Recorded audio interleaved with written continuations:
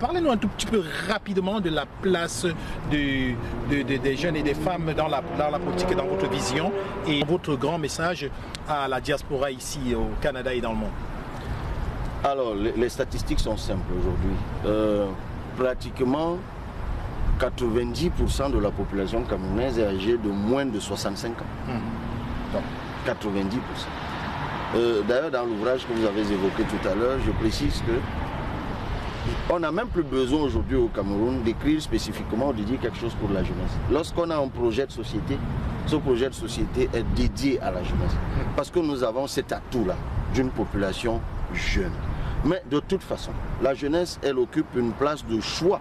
Évidemment, en fait, le dire, c'est pas faire monde de génie.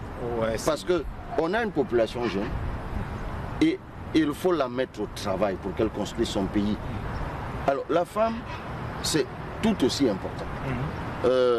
Nous, par exemple, pour aller très vite, nous sommes pour la parité. Donc, vous pouvez être sûr que si nous sommes par la volonté de Dieu et du peuple portés aux affaires, nous aurons 50-50. C'est important.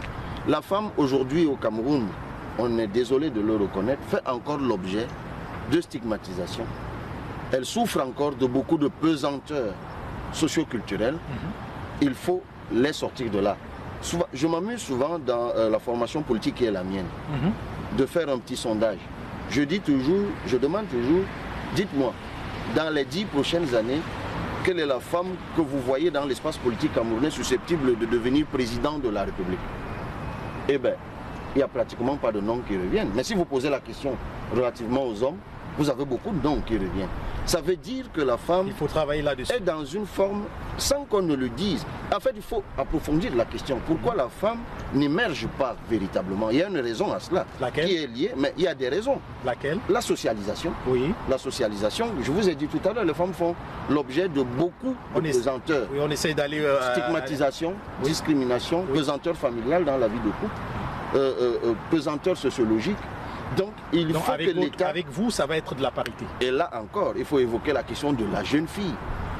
Si vous évoquez des questions liées, par exemple, à l'héritage dans les familles, vous voyez quel est le traitement qui est réservé. Ça, c'est des thématiques qu'on ne peut pas aborder mais moi, je vous dis dans l'ouvrage qui est le nôtre, nous allons en profondeur et je vous dis, c'est pour ça d'ailleurs que le PCRN... Tout cela se trouve dans votre le PCRN fait partie de ces partis politiques au Cameroun, vous allez voir, qui promeut les profils féminins.